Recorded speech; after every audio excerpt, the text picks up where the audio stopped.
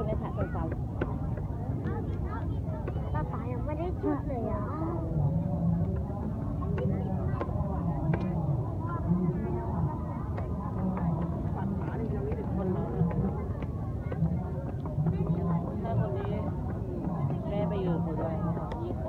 ที่ลูกชายอยู่ระยองไม่คนเขาอยู่หลังรถแล้วเจอที่เขาที่เมื่อก่อนไปยืนถ่ายรูปกับเขาบอก56อ๋อนะจำไม่ได้ว่ะแป้งแบตหมดเสียบแบตเร็วเสียบแบตของแป้งอ่ะไม่ได้กระเป๋ามานี่ของกันลูกไม่ได้เอากระเป๋ามาต้องใช้แบตที่นั้นยี่ห้ออะไรเอาอันนี้ชาร์จเร็วๆจะถ่ายรูป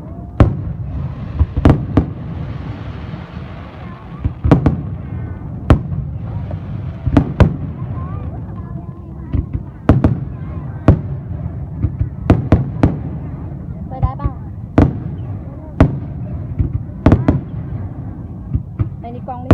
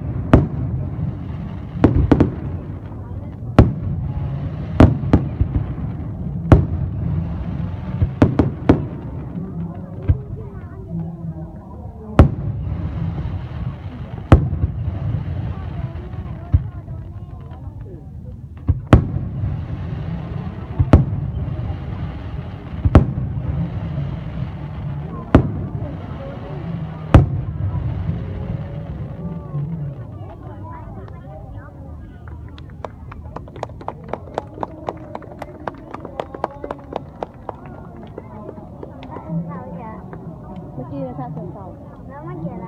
นี่แหละเมื่อกี้เลยชาเชิงเทราแล้วอันนี้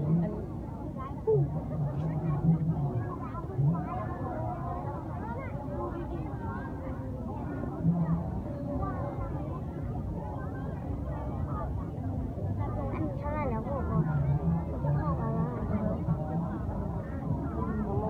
นี่ไงสุพรรณบุรีแล้วเนี่ยนี่สุพรรณแล้วเหรอใครบอกเนี่ยฝั่งเนี่ยยังไงสุพรรณบุรีป้าอันนั้นสุพรรณบุรีมีอะไรแจ้งเตือนต้องตัดวิดีโอซึ่งวิดีโอที่สร้างอันนี้ครับอันนั้นสุพรรณบุรี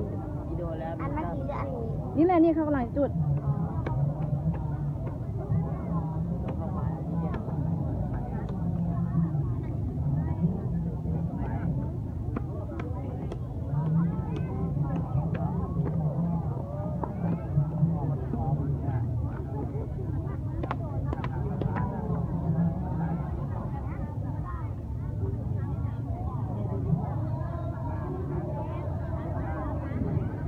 นี่ป้าป๋าแป้งเร็วๆไอ้แบตจะหมดแล้วเสียบแป้งหน่อย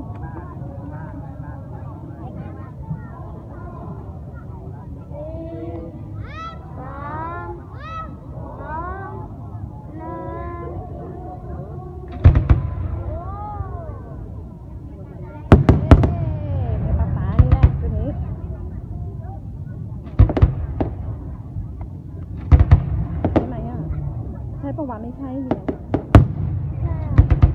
ไม่ใช่เขาปรับปาไม่มีอันนี้โอ้โห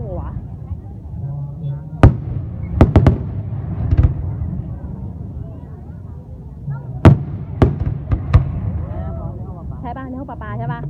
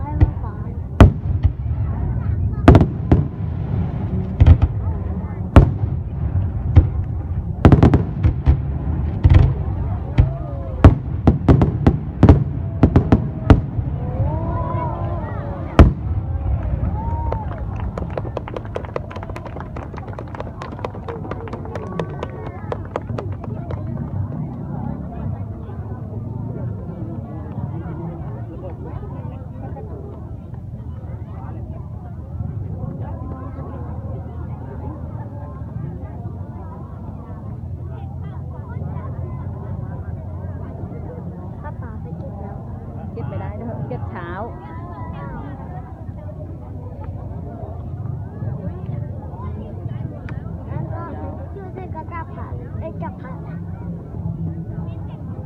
จะกลับเลยแล้ว